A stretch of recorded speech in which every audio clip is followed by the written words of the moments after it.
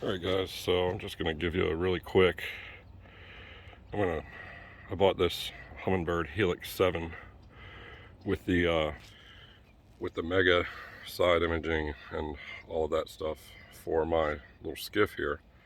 And I've disconnected the transducer cable, but this thing always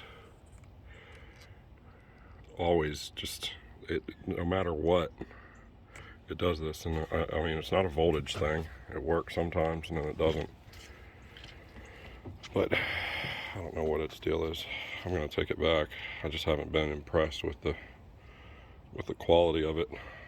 I think that the comparable Garmin in the price range is a much better piece of equipment. It doesn't have the iPilot that links to my Minn Kota motor. But this thing, I just bought it a couple weeks ago, 2 weeks ago or 3 weeks ago or something, and I've had nothing but problems with this thing. Just not impressed with Humminbird. I'm a Garmin guy, and I'm going back to Garmin. So there's my review of the Humminbird Helix 7. It doesn't have touchscreen. It has buttons. It doesn't even come with a screen cover.